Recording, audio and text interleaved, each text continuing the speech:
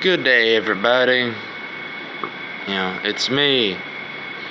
I'm coming back at you with money. Alrighty. So this shiny little boy is a penny. This is a 5 cent. I don't know. I think it's called a nickel. Yeah, it's a nickel. Dime and 25.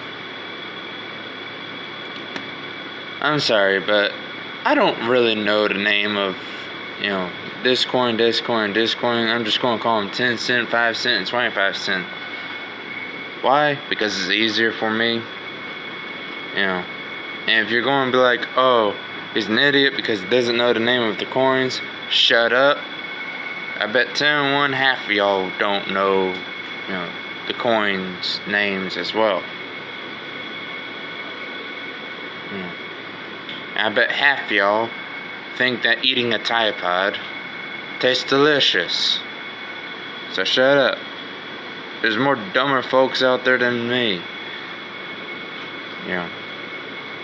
But back to the video.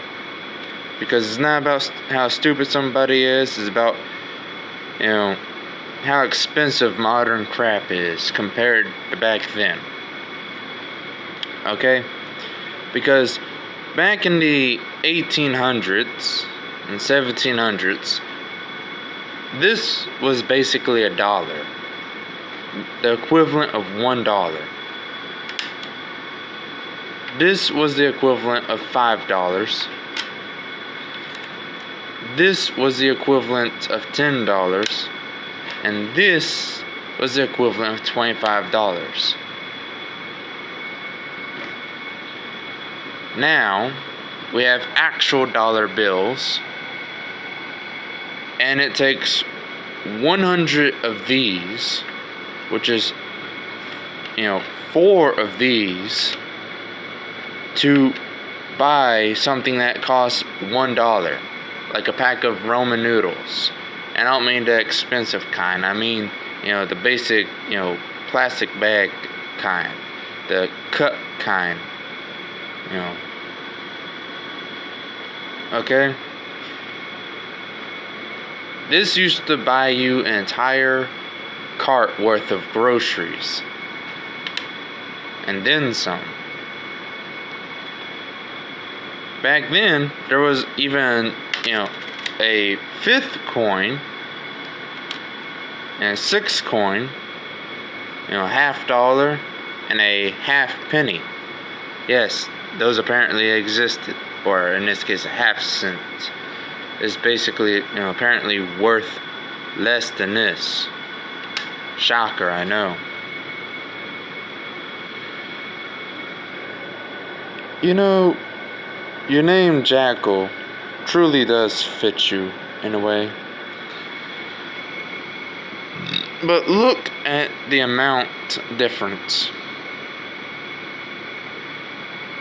You see?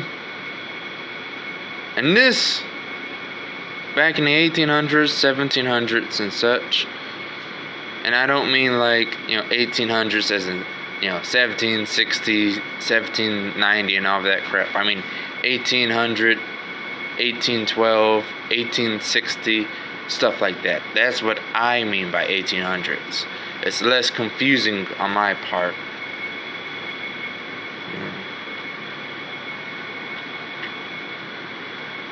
But yeah. Besides, it makes more sense that way. And of course, back in the early 1900s, $1 bill, could have gotten you, something like a decent meal, basically. I mean, it wasn't $100 bill back then. If we're going by penny's sake, but at least, you could have gotten actual food with it, let alone something to eat, like something to sit on, something to, sit your food on.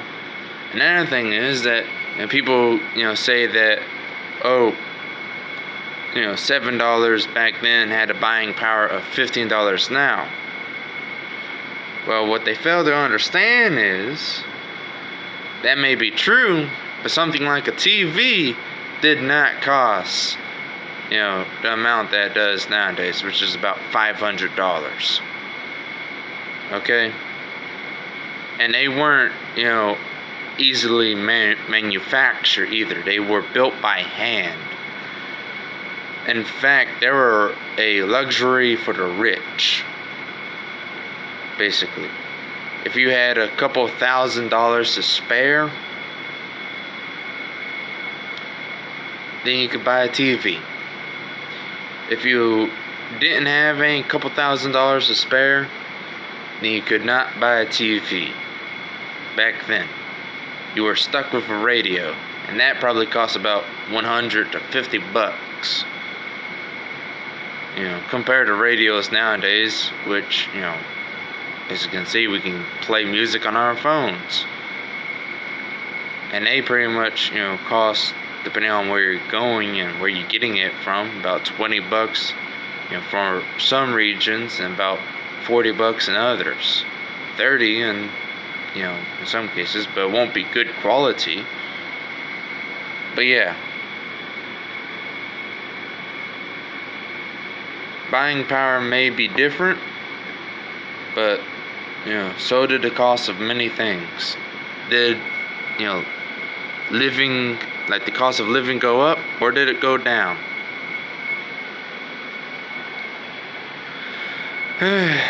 Seeing that many people weren't able to basically buy their own trailer house back then,